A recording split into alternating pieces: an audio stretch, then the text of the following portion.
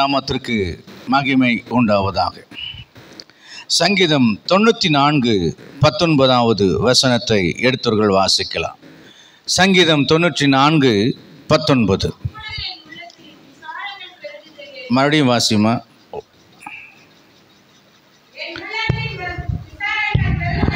என் உள்ளத்தின் விசாரங்கள் பெருகையில்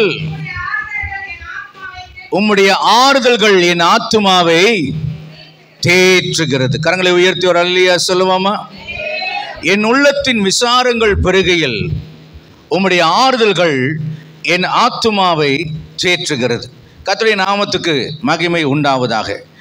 மன மகிழ்ச்சி கெடுவதற்கு காரணம் என்ன? அநேக நேரங்களில் நாம் ரட்சிக்கப்பட்டிருந்தாலும் தேவ பிள்ளைகளாக இருந்தாலும் நிறைய நேரங்களிலே துக்கத்தின் அனுபவங்களிலே, துயரத்தின் அனுபவங்களிலே நாம் நடந்து செல்கிறவர்களாய் நாம் காணப்படுகிறோம். அநேக நேரங்கள் நம்முடைய துக்கங்கள் நம்முடைய உடல் நலத்தை பாதிக்கிறதா இருக்கிறது. ஊழிய வாழ்க்கையில் 17 வயதுக்குள்ளே வந்தேன். இன்றைக்கு எனக்கு 55 வயது ஆகுகிறது. 35 ஆண்டு காலமாக இந்த ஊழியத்தை செய்ய கர்த்தர் கிருபை செய்தார். நான் நினைத்தேன், கர்த்தருடைய ஊழியத்திற்குள்ளே வந்துவிட்டால் இனி எப்பொழுதும் பரலோக சந்தோஷமாக இருக்கும் என்று நான் எப்போதும் உலக பிரகாரமாக ஒரு பெரிய விடுதலையோடு மகிழ்ச்சியோடு நாம் இருப்போம் என்று நினைத்தேன். ஆனால் ஊழிய வாழ்க்கை என்பது வேறு, அந்த சந்தோஷம் சமாதானம் என்பது வேறு என்பதை நான் புரிந்து கொண்டேன்.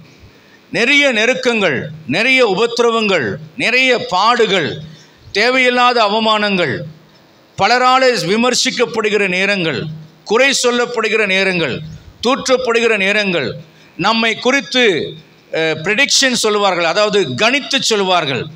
இவனெல்லாம் எவ்வளோ நாள் இருக்க போகிறான், இவனெல்லாம் ஓடிடுவான், இவனெல்லாம் விளங்க மாட்டான், இவனெல்லாம் முன்னேற மாட்டான், இப்படியெல்லாம் நம்மை குறித்து சொல்லுகிற ப்ரெடிக்ஷன்ஸ், இவைகளெல்லாம் என் ஆத்துமாவை நொறுக்கினது. நான் சிறு வயதாக இருக்கும்போது என் உறவினர்கள் சிலர் என்ன பண்ணுவார்கள், நான் மிகுந்த பயந்த சுபாவம் உள்ளவனாக நான் இருந்தேன். எங்கள் அம்மாவுடைய முந்தானையை பிடித்து கொண்டு, எங்கள் அம்மா இல்லைன்னா எனக்கு அப்படியே பயமாக இருக்கும். உலகமே என்னை விட்டு போனது போல் பயமாக இருக்கும். அதனால் எப்போதும் எங்கள் அம்மாவுடைய சேலையை பிடித்து கொண்டு ஒண்டிக் கொண்டே இருப்பேன். மலங்க என்னுடைய சிறுவயது படத்தை நீங்கள் பார்த்தீங்கன்னா அப்படியே மலங்க வெளுத்துட்டு இருக்கிற ஒரு பேதையை போல நான் காணப்படுவேன். எனக்கு ஒரு பாடலை சொல்லிக் கொடுத்தார்கள். அந்த பாடலை சொல்லிக் கொடுத்து அந்த பாடலை திரும்ப என்னை சொல்லி பரியாசம் பண்ணி என்னை சின்ன குழந்தையாக இருக்கும்போது ஒரு 2, 3, 4 வயதில் என்னை பரியாசம் பண்ணி சிரிப்பார்கள்.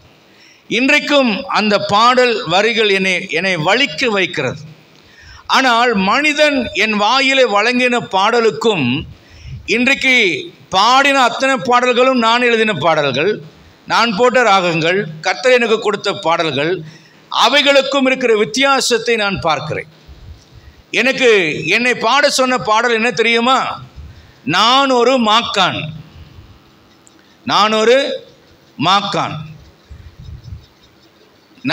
மாக்கான் பேந்த முழிப்பேன். எப்படி முழிப்பேன்? பேந்த முழிப்பேன், கீழையும் மேலையும் பார்ப்பேன். நான் ஒரு மாக்கான் தான் அப்படின்னு ஒரு பரியாசம் செய்கிற ஒரு பாடலினாலே எனக்கு கற்றுக் கொடுத்து என்னை பாட வைத்து சந்தோஷப்பட்டு கரங்கொட்டி சிரிப்பார்கள். ஆனால் சங்கீதம் 40:1-2 சொல்கிறது, உளையான சேற்றிலிருந்து என்னை தூக்கி எடுத்து கண்மலையின் மேலே என் அடிகளை உறுதிப்படுத்தி கர்த்தரை துதிக்கும் புது பாட்டை கர்த்தர் என் நாவிலே கொடுத்தார். கர்த்தரை துதிக்கும் புது பாட்டை என் நாவிலே கொடுத்தார். அநேகர் அதை கண்டு பயந்து கர்த்தரை நம்புவார்கள். எந்த இனம், ஜனம், உறவுகள் என்னை பரியாசம் பண்ணினதோ அவைகளுக்கு மத்தியிலே கர்த்தருடைய வார்த்தையை பிரசங்கிக்கும்படியான ஒரு தேவ மனுஷனாக கர்த்தரை நிறுத்தினார். அல்லேலூயா.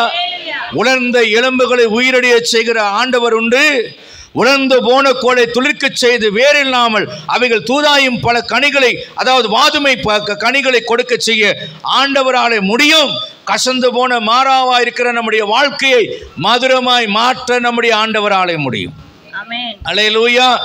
என் அன்புக்குரிய அருமையான கர்த்தருடைய பிள்ளைகளே, மன மகிழ்ச்சி கெடுவதற்கு காரணம் மனிதன் ஒரு சூழ்நிலை கைதி.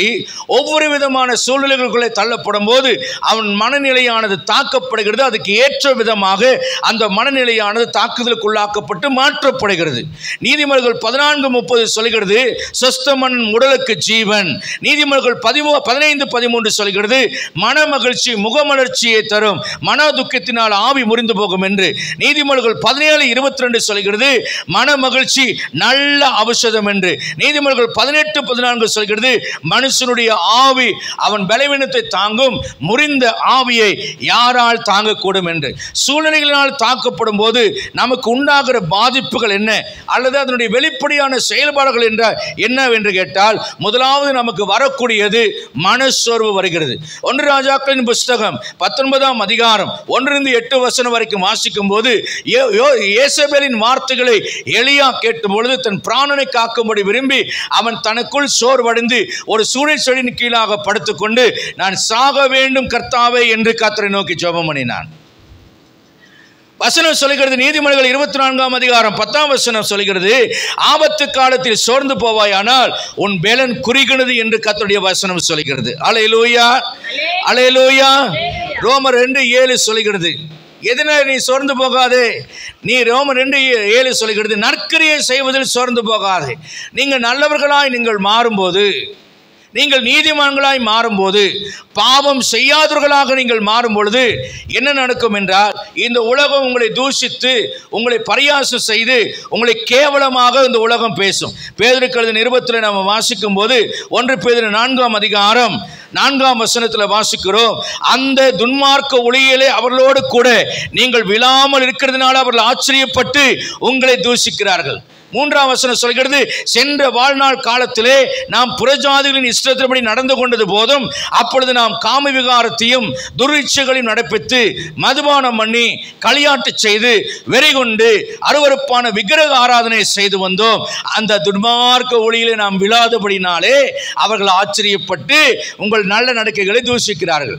நான் வாலிபனாக இருந்த காலத்திலே படித்துக் கொண்டிருக்கும் போது என்னுடைய நண்பர்கள், அதாவது வகுப்பறை தோழர்கள், பஸ்ஸுக்கு நாங்கள் போகும்போது அங்கே கோயம்புத்தூரில் பிரசன்டேஷன் கான்வென்ட் ஒரு கான்வென்ட் இருக்கும்.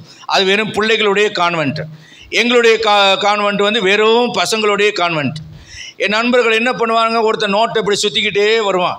அதாவது அந்த குறிப்பிட்ட பிள்ளைகள் வர்ற வரைக்கும் இவனுக்கு வெயிட் பண்ணுவானுங்க. வந்தோடனே வாங்கடா போகலாம் பஸ், ஏன்னா பஸ்ஸும் குறிப்பிட்ட நேரம் தான் வரும்.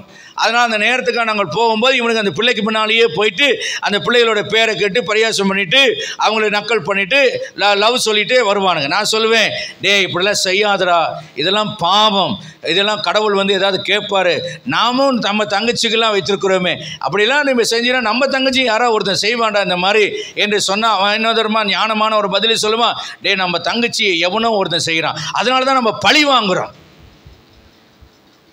நான் வகுப்பறையில் வேதாகமத்தை வைத்துக்கொண்டு படித்து கொண்டிருப்பேன். ஏன்னா உபவாசத்தோடு கல்லூரிக்கு போவேன். அப்போ நான் பைபிள் படிக்கிறத பார்த்துட்டு, டே ஜாகிரே, நீயே யாரோ ஒரு கிறிஸ்டின் பிள்ளையை சைட் அடிக்கிற, அதனால தானே நீ பைபிள் படித்து அவளை கரெக்ட் பண்ணுறதுக்கு பைபிள் இருக்கிற அந்த வார்த்தையெல்லாம் பார்க்குற அப்படின்னு பரியாசம் செய்வார்கள். துன்மார்க்க உலகில் அவர்களோடு விழாதிருக்கிறதுனால அவர்கள் ஆச்சரியப்படுகிறார்கள், எப்படா இவன் இப்படி இருக்கான். ஃபுட்பால் மேட்ச்லாம் ஜெயிச்சோன்ட்டா எங்களுக்கு பணம் கொடுப்பாங்க, கவர்மெண்ட் கொடுக்கும் காசு. அந்த காசில் பீர் பாட்டில் வாங்கிட்டு எல்லாம் பீர் குடிக்க போவாங்க. நான் சொல்ல, டே மரியாதையை ஏன் காசை கொடுத்துரு அப்படின்னு சொல்லிட்டு காசை வாங்கிட்டு நான் ஹோட்டலில் போய் சாப்பிட்டு வீட்டுக்கு போயிடுவேன். ஆனால் இவர்களோ பீர் பாட்டில் எடுத்து பீர் குடிச்சிட்டு இவனுக்கு குலுக்கி இது பண்ணுவாங்க. இதில் என்ன ஒரு தவறான ஒரு காரியம் என்னவென்றால், இதில் ஆசிரியர்கள் கூட உடன்பட்டவர்களாக இருக்கிறது ரொம்ப வருத்தமான ஒரு காரியம். அநேக நேரங்களில் நமக்கு தவறான முன்னுதாரணங்கள் நம்முடைய வாழ்க்கையில் வருகிறது. என் வாழ்க்கையிலே எங்கள் அப்பா ஒரு குடிகாரர், என் மாமா ஒரு குடிகாரர், செயின் ஸ்மோக்கர், என்னுடைய ஆசிரியர்கள் தவறான பாதையில் செல்லக்கூடியவர்கள் இருந்தார்கள். ஆனால் என்னுடைய வாழ்க்கையிலே நான் தவறாக நடக்காதபடிக்கு எனக்கு முன்மாதிரியாக என் இயேசு காணப்பட்டார். இன்றைக்கு வரைக்கும் என் வாழ்க்கையை கர்த்தர் பாதுகாக்கிறார். அல்லேலூயா. நாம் நற்கிரியை செய்வதில் சோர்ந்து போகக்கூடாது. பரியாசம் செய்கிறார்கள், காதல் பண்ணவில்லை என்று சொல்கிறார்கள், கேலி செய்யவில்லை என்று சொல்கிறார்கள், குடிக்கவில்லை என்று சொல்கிறார்கள் என்பதற்காக நம்முடைய நற்கிரிகளை செய்வதில் நாம் சோர்ந்து போகக்கூடாது. நாம் நீதி செய்வதிலே சோர்ந்து போகக்கூடாது. தேவனுக்கு கீழ்ப்படிவதிலே சோர்ந்து போகக்கூடாது. பரிசுத்தமாய் வாழ்வதிலே நாம் சோர்ந்து போகக்கூடாது. ரோமர் 2:7 சொல்லப்பட்டது போல நற்கிரிகளை நாம் நிலைத்திருக்க வேண்டும். சோர்ந்து போகாமல் பரிசுத்தமாய் வாழ நாம் உறுதி கொள்ள வேண்டும். 2 Corinthians 4:1-16 சொல்கிறது, சோர்ந்து போகாமல் நாங்கள் ஊழியம் செய்கிறோம் என்று அப்போஸ்தலனாகிய பவுல் சொல்கிறார். புறம்பான மனுஷன் அழிந்தாலும் உள்ளான மனுஷன் வளர்கிறது என்று கர்த்தர் சொல்கிறார். கர்த்தருக்கு ஊழியம் செய்கிறதிலேயோ, கர்த்தருக்கு கொடுக்கிறதிலேயோ, இது போன்ற வேதாகமத்தை அச்சரிக்கிற ஊழியங்களை தாங்குவதிலேயோ, சுவிசேஷத்தை பிரபலப்படுத்துவதிலேயோ நீங்கள் சோர்ந்து போகக்கூடாது. இப்போ அருமையான சகோதரர் இங்கே வந்திருக்கிறார். எல்லா சபையிலும் வரவேற்பு கிடைக்குமா? எல்லா சபையிலும் இது போல கொடுப்பாங்களா? நமக்கு தெரியாது. சிலர் மதிக்காமல் இருக்கலாம், சிலர் கவனிக்காமல் இருக்கலாம், சிலர் கனம் பண்ணாமல் இருக்கலாம், சிலர் கொடுக்காமல் இருக்கலாம். ஆனாலும் இவர்கள் வெட்கப்படாமல், அவமானப்படாமல் இந்த ஊழியத்தை நடத்த வேண்டும் என்று சொல்லி ஏற்ற தாழ்வுகளில் அவங்க ஏற்றுக்கொண்டு இந்த ஊழியங்களில் தொடர்ந்து ஓடுகிறார்கள். கரகத்தை உறுதித்துக்காரர் சொல்லலாமா? இது போல எத்தனையோ ஊழியர்கள், எத்தனையோ ஊழியங்கள் அவமானங்களை சகித்துக் கொண்டு ஊழியம் செய்கிறார்கள். ஊழியம் செய்வதிலே சோர்ந்து போகக்கூடாது. கலாத்தியர் 6:9 சொல்கிறது, நன்மை செய்வதிலே சோர்ந்து போகாதுங்கள். நல்லதுதான் நீங்க செஞ்சிருப்பீங்க, ஆனா அதுவே உங்களுக்கு பொல்லாப்பா இருக்கும். ஒரு குடிகாரன் என்னை பார்த்து நான் தற்கொலை பண்ணிக்குவேன், நீ வீட்டில் இருந்து ஜபிக்காது இல்லைன்னா அப்படின்னு சொல்லி சொன்னான். சரின்னு அவனை ரட்சிப்புக்குள்ள வழிநடத்துறதுக்காக பிரயாசப்பட்டு அவன் சொன்னாரு, உங்க வீட்டு பக்கத்தில் நான் குடியிருந்தா நான் குடிக்காம நான் நல்லவனா இருப்பேன் தான். சரின்னு மேலே கொண்டு வந்து குடி வச்சேன் பாருங்க, அவனால தான் நானே அந்த வீட்டை விட்டு காலி பண்ணுவான். அப்ப நான் முடிவெடுத்து இனிமேல் எவனுக்கு நம்ம நன்மை செய்யக்கூடாது. ஆனால் வசனம் என்ன சொல்லுகிறது தெரியுமா? சோர்ந்து போகாமல் நன்மை செய்யுங்கள். நீங்கள் நன்மை செய்வீர்கள், உங்களுக்கு தீமையாக முடியும், ஆனால் நீங்கள் சோர்ந்து போக வேண்டாம். அல்லேலூயா. எபேசியர் 3:13 சொல்லுகிறது, ஊழியனுக்கு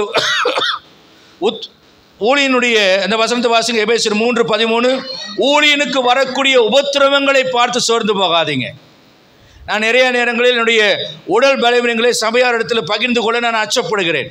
சில நேரங்களில் பாஸ்டருக்கே இவ்வளோ சோதனை, என்னத்தை ஜெபம் பண்ணி என்னத்தை ஆண்டரை நம்பின்னு நீங்கள் பின்வாங்கிடுவீங்களோன்னு ஒரு பயம் எனக்கு இருக்கிறது. ஆனால் எவ்வளவோ கஷ்டங்கள் இருந்தாலும் சில நேரங்களில் குடும்பத்தாரிடத்தில் என் மன கஷ்டங்களை நான் பகிர்ந்து கொள்வதில்லை. சில நேரத்தில் என் பிள்ளைகளிடத்தில் மன கஷ்டங்களை பகிர்ந்து கொள்வதில்லை. எனக்கு அருமையான ஒரு மூத்த போதகர், ஒரு முன்மாதிரியான ஒரு போதகர் இருக்கிறார். அவருடைய மகனை அவர்கள் ஊழியத்துக்கு வரவழைக்கும்படி அவனுக்கு அழைப்பு கொடுக்கிறார்கள். ஆனால் அவன் ஊழியத்துக்கு வரமாட்டேன்னு சொல்லி பிடிவாதம் அளிக்கிறார். ஏனென்றால் இவர்களுடைய வாழ்க்கையிலே அவருடைய அப்பாவும் அம்மாவும் விசுவாசிகளால் படுகிற அவமானங்கள், அவர் சொல்கள், உபத்திரவங்கள், நித்திரையற்ற ராத்திரிகள், சாப்பிடாமல் அவர் அழுது கொண்டு ஜெபித்துக் கொண்டு உபவாசித்துக் கொண்ட நாட்கள், இவைகள் எல்லாம் பார்த்தபோது அந்த மகன் சொல்கிறான், நீங்கள் பட்ட பாடு போதும், நான் ஊழியத்துக்கு வரமாட்டேன். நான் இந்த படிப்பட்ட ஒரு ஊழியத்தை செய்ய நான் விரும்பவில்லை. மாறாக ஊழியத்துக்கு எவ்வளவு பணம் வேணும் நான் அதை தருகிறேன், ஆனால் நான் ஊழியத்துக்கு வரமாட்டேன் என்று சொல்கிறார். ஊழியத்துக்காரனுடைய உபத்திரவை பார்த்து நீங்கள் சோர்ந்து போகக்கூடாது. என் மகளும் அப்படித்தான் சொல்கிறார், எனக்கு ஊழியமெல்லாம் வேண்டாம். மின்னவும் அப்படித்தான் சொன்னாலாம், ஊழியமெல்லாம் வேண்டாம், ஊழியக்கார மாப்பிள்ளையே வேண்டாம் என்று. அல்லேலூயா. உபத்திரவங்கள் எந்த வாழ்க்கையில் தான் இல்லை. நீங்கள் பிர்லாவை கட்டினாலும் உபத்திரவம் உண்டு, டாட்டாவை கட்டினாலும் உபத்திரவம் உண்டு. ஆனால் என் மனைவி என்னை சந்தோஷமாக இருக்கிறான்னு நான் நம்புகிறேன். கவுத்து விட்றாது. ஆமாம், அல்லேலூயா சொல்ல. எப்படியோ என்னை காப்பாற்றி விட்டுட்டாங்க. எனக்கு தெரிந்த வரைக்கும் என் மனைவிக்கு உபத்திரவமோ. ஆனால் என்னை கவனிக்கிறதுல பார்த்தா இன்னும் அவர்களுக்கு காதல் மாறவில்லை. என் மேல் கொண்ட காதல் மாறவில்லை. அதனால் யாரும் லவ் மேரேஜ்னு பண்ண நினச்சிடாதீங்க. எங்கள் மாமா புள்ள நான் பொண்ணு பார்க்குறதுக்கு கூட என்னை கூட்டிகிட்டு போகல எங்கள் அம்மா அப்பா. அவங்களே டேட்டு எல்லாம் முடிவுப்படி எனக்கு கல்யாணமா இல்லையானே எனக்கு தெரியாது. நான் கேட்டேன், கூப்பிடுறேன்னு சொன்னீங்க, அதெல்லாம் நாங்கள் சொல்லுவோம், அப்போ நீ வந்தால் போதுன்னாங்க. கல்யாணத்துக்கு ஒரு வாரத்துக்கு முன்னால் மே 5ஆம் தேதி கல்யாணம் வாங்கினாங்க. இதுதாங்க எனக்கு என்னுடைய வாழ்க்கை. என் கல்யாணம் இப்படி தான் நடந்தது தெரியுமா? நான் ஒரு சின்ன பிள்ளையாக பார்த்தது சின்ன பாப்பான்னு நினச்சேன். ஆனால் இன்றைக்கு என் மனைவி என்னை அவ்வளவாய் நேசிக்கிறார்கள். நான் உட்கார்ந்து யோசிப்பேன், ஆண்டவரே, என் மனைவி நேசிக்கவில்லை, நீர் என்னை நேசிக்கிறேன். என் பிள்ளைகளை நீ நேசிக்கவில்லை, நீர் நேசிக்கிறேன். என்னை ஒரு இடத்துல உட்கார வச்சு சாப்பாடு கொடுத்து என்னை அப்படி அன்பாய் கவனிக்கிறார்கள். அவருடைய அன்பில் நான் திளைத்து மகிழ்கிறேன். கர்த்தர் என்னை அவ்வளவாக என்னை ஆசீர்வதிக்கிறார். அல்லேலூயா. கர்த்தருடைய பரிசுத்தமான நாமத்துக்கு மகிமை உண்டாகட்டும். ஊழியனுடைய உபத்திரவத்தை கண்டு சோர்ந்து போகாதீங்க. எபிரேயர் 12 சொல்கிறது, கர்த்தர் கடிந்து கொள்ளும் போது சோர்ந்து சோர்ந்து போகாதே, அவர் நம்முடைய பரிசுத்தத்துக்காக கடிந்து கொள்கிறார். அல்லேலூயா. ஒரு அப்பா அம்மாவுடைய அன்பு என்பது 2 பக்கம் உடையது. ஒரு அன்பு என்ன தெரியுமா? அள்ளி அணைத்து முத்தம் கொடுத்து கடிச்சு வச்சு கொஞ்சி மகிழ்ந்து கட்டல்ல உருண்டு பிறண்டு தூக்கி போட்டு விளையாண்டு வேணுங்கிறதையெல்லாம் வாங்கி கொடுத்து பிள்ளைகளை ஆடை அணிவித்து அழகு பார்த்து சந்தோஷப்படுத்துகிறது ஒரு அன்பு. அன்பின் ஒரு பக்கம். இதுதான் பிள்ளைகளுக்கு தெரியும், அதுதான் பிள்ளைகளுக்கு பிடிக்கும். ஆனால் அன்பின் மறுபக்கம் என்பது என்ன? இந்த பிள்ளை ஒழுக்கம் தவறும் போது, பாவத்தில் விழும்போது, கீழ்ப்படிய மறுக்கும் போது, தேவனை விட்டு தன்னை விட்டு சமூகத்தை விட்டு தூரம் போகும்போது, அங்கே அப்பா தன்னுடைய முகத்தை மாற்றுகிறார். அவருடைய கோப முகத்தை காட்டுகிறார். அவருடைய வார்த்தைகளை மாற்றுகிறார். முத்தத்தை மாற்றுகிறார். முத்தத்தை அடியாக மாற்றுகிறார். இடியாக இறக்குகிறார். திட்டுகிறார். உதைக்கிறார். கடிந்து கொள்கிறார். இவைகளெல்லாம் என்ன? அந்த பிள்ளையை வெறுக்கிறது அல்ல, அந்த பிள்ளையை நேசிக்கிறதாக இருக்கிறது. அல்லேலூயா. ஒரு அப்பா அம்மா என்றால் அந்த அன்புக்கு 2 பக்கம் இருக்கும். ஒரு பக்கம் மட்டும் இருக்குமானால் அது முறையற்ற அன்பு. 2 பக்கமும் இருக்குமானால் அதுதான் முறையான ஒரு அன்பு. ஒரு அல்லேலூயா சொல்லலாமா? லூக்கா 18ஆம் அதிகாரம் 1ஆம் வசனம். சில நேரங்களில் நம்முடைய ஜெபங்களுக்கு பதில் கிடைக்காமல் போகுமானால் நாம் சோர்ந்து போகிறோம். ஆகவே தான் கர்த்தர் சொன்னார், சோர்ந்து போகாமல் ஜெபம் பண்ணுங்கள். ஆமென். அல்லேலூயா. இந்த காலை வேளையில் கூட நீண்ட நாட்களாக நான் ஜெபித்து எனக்கு பதில் கிடைக்கவில்லை என்று சொல்லி ஜெபத்தை நிறுத்தி விடாதீர்கள். ஆனால் ஒரு நாள் வரும், கர்த்தர் உங்களுடைய ஜெபத்தை கேட்பார். என்ஸ்லேட்டா என்று நம்ம மேரி சிஸ்டர் மிக அழகான ஒரு பெயர் வைத்திருக்கிறார். கர்த்தருடைய நாமத்துக்கு மகிமை உண்டாகட்டும். ஈராக் வார்ல ஒரு பெண்ணுக்கு குழந்தை கூட பிறக்கிற மாதிரி ஒரு சிச்சுவேஷன் இருக்குது. ஆனால் கர்ப்பிணியாக இருக்கும்போது புருஷன் அவன் வாருக்கு போனான், அவன் திரும்ப வரவே இல்லையா. ஆனால் அந்த குழந்தை பிறந்ததுக்கு அப்புறம் பிறக்கிற அன்னைக்கு பிறந்ததுக்கு அப்புறமா என்னமோ அந்த அந்த கணவன் திரும்பி சிறையிலிருந்து விடுதலை அடைந்து வந்தானா. அப்பொழுது அந்த மனைவி அந்த குழந்தைக்கு பேர் வைத்தாளா. என்ன பேர் தெரியுமா? என்ஸ்லேட்டா என்று பேர் வைத்தாள். என்ஸ்லேட்டா என்றால் என் காத்திருக்குதல் முடிவுற்றது. அல்லேலூயா. அநேக ஆண்டுகள் ஜெபித்திருப்பீர்கள், அநேக ஆண்டுகள் காத்திருப்பீர்கள். கர்த்தர் சொல்கிறார், உன் வாழ்க்கையிலே ஒரு என்ஸ்லேட்டாவை கர்த்தர் கொண்டு வருகிறார். அது என்ன? உன் காத்திருக்குதல் முடிவுறுகிற ஒரு நேரத்தை கர்த்தர் கொடுக்கிறவராக இருக்கிறார். அல்லேலூயா. அல்லேலூயா. கர்த்தருடைய பரிசுத்தமான நாமத்துக்கு மகிமை உண்டாகட்டும். இரண்டாவதாக என்ன நடக்கும்? துக்கம் உங்களை ஆட்கொள்ளும் போது என்ன நடக்கும்? சுய பரிதாபத்தின் ஆவி உங்களுக்குள்ளே கடந்து வரும். அல்லேலூயா. அல்லேலூயா. இந்த மனசோர்விலே ஒரு காரியத்தை உங்களுக்கு நான் சொல்ல நான் விரும்புகிறேன். இந்த மனசோர்வு வரும்போது தேவன் தரும் ஆறுதல்களை நீங்கள் கர்த்தருடைய வேதத்தில் நினைக்க வேண்டும். ஆமென். அல்லேலூயா. கர்த்தருடைய ஆறுதல்கள் உங்களை கைவிடாது. நான் இந்த காரியத்தை நான் சுருக்கமாக வேகமாக சொல்லி நான் கடந்து போகிற இரண்டாவது காரியம் சுய பரிதாபம். இது தவறான நபர்களை உன் வாழ்வில் தேட வைத்து அவர்களை நோக்கி நீங்கள் விழுந்துவிடக்கூடிய ஒரு நிலையை உங்களுக்கு ஏற்படுத்தலாம். உங்கள் மேன்மையை அறியவிடாமல் தன்னைத்தானே பரிதாபப்பட்டு கொண்டு தன்னைத்தானே ஒடுக்கிக் கொள்ளும் ஒரு நிலைக்கு உங்களை தள்ளிவிடலாம், பிச்சைக்காரர்களைப் போல. ரூத் 1ஆம் அதிகாரம் 5-8 வசனங்களை பார்க்கும்போது அங்கே அந்த ஸ்திரீ எல்லாவற்றையும் இழந்து தனித்தவளானான் என்று சொல்லப்பட்டிருக்கிறது. 10-13 வரைக்கும் வாசிக்கும் போது அங்கே அவள் தன் இயலாமையை குறித்து சொல்லுகிறதை நாம் பார்க்கிறோம். 10 உம்முடைய ஜனத்தண்டைக்கும் அண்டைக்கும் கூட வருவோம் என்று சொல்லி அந்த சகோதரிகள் சொல்லுகிறார்கள். அதில் ரூத் அவளை விடாமல் பின்பற்றுகிறாள். அப்பொழுது அந்த நகோமி அவர்களை பார்த்து சொல்றா, நான் வயது சென்றவள், புருஷனோடு வாழ்ந்து முடித்தவள், இனி எங்கிட்ட நம்பிக்கை இருக்கிறதுக்கு ஒன்றுமே இல்லை. இனிமேல் என் கர்ப்பத்தில் பிள்ளைகள் வராது. அப்படியே வந்தாலும் நீங்கள் காத்திருக்க முடியாது. ஆகவே நம்பிக்கையை இழந்த என்னை நீங்கள் பின்பற்றாதிருங்கள் என்கிறார். ஒரு சுய பரிதாபத்தின் ஆவி என்ன சொல்லும்? என்னை நம்பாதிருங்கள். சில நேரத்தில் குடும்ப தலைவன் சொல்லுவான், இனிமேல் என்னை நம்பாதீங்க, நான் எப்போ வேணாலும் வாயை பொழந்து மேலே போயிடுவேன். சில நேரத்தில் மனைவி சொல்வாள், என்ன அத்தான் அல்லது என்னோட மாமா அல்லது என்னுடைய அவங்க இவங்க ஆனால் என்னை நம்பாதீங்க, நான் திடீர்னு வாயை பொழந்து நான் மேலே போய் விடுவேன். இன்றைக்கு சொல்லுகிறேன், உன் வாயை விரிவாய் திறக்க நன்மையினா நிரப்பேன்னு சொன்னார். ஆனால் தேவையில்லாமல் வாயை திறந்தீங்கன்னா கலக்கம் உண்டாகும். நல்ல ஒரு அல்லேலூயா சொல்லுங்க பார்க்கலாம். உற்சாகமா ஒரு அல்லேலூயா சொல்லுங்க. சொல்லுங்க, நான் சாகாமல் பிழைத்திருந்து கர்த்தருடைய செயல்களை விவரிப்பேன். அல்லேலூயா. நான் நம்பிக்கையற்றவள் அல்ல, நான் நம்பிக்கை உள்ளவள், பிறருடைய வாழ்க்கைக்கு நம்பிக்கை தருகிறவள். இதே வாய்தான் சொல்லுகிறது, என் மகளே, உனக்கு நன்மை உண்டாகும்படி நான் சவுக்கியத்தை தேடாமல் இருப்பேன் என்று எந்த நம்பிக்கையினாலே என் பின்னால வரேன்னு கேட்டு அதே வாய் சொல்லுகிறது, என் மகளே, நான் உனக்கு சவுக்கியத்தை தேடாமல் இருப்பேனோ. அல்லேலூயா. நீங்கள் வயது சென்று கிழவையா இருந்தாலும், ஒருவேளை நம்பிக்கையற்ற நிலைமையில் இருந்தாலும், உங்கள் சரீரம் செத்து போன நிலைமையில் இருந்தாலும், கர்த்தருடைய ஆவியானவரை கொண்டு சொல்லுகிறேன், தேவனுடைய வார்த்தையாய் சொல்லுகிறேன், கர்த்தர் சொல்லி சொல்கிறேன், உங்களுக்கு நம்பிக்கை அல்ல, பிறருக்கு நம்பிக்கை கொடுக்கும் நம்பிக்கையாகவே கர்த்தர் உங்களை வைத்திருக்கிறார். அல்லேலூயா, அல்லேலூயா. உங்கள் வாழ்க்கையில சென்று போன காலங்களை பார்க்க வேண்டாம், நீங்கள் இழந்து போனதை பார்க்க வேண்டாம், உங்கள் கசப்பை பார்க்க வேண்டாம். என்னை ஏன் நகோமி, என்னை ஏன் சந்தோஷமுள்ளவள் என்று நீங்கள் சொல்கிறீர்கள், என்னை ஏன் பிரியமுள்ளவள் என்று சொல்கிறீர்கள்? என்னை பார்த்து சொல்லுங்கள், நான் கசந்து போனவள், நான் கைவிடப்பட்டவள், நான் இழந்து போனவள், நான் வெறுமையானவள், என் வாழ்க்கை கசப்பா இருக்கிறது என்று சொல்லுங்கள் என்று அவள் சொல்கிறார். ஆனால் கர்த்தரோ அவளை கசந்து போனவளாய் பார்க்கவில்லை, தனித்தவளாக பார்க்கவில்லை, இழந்து போனவளாக பார்க்கவில்லை.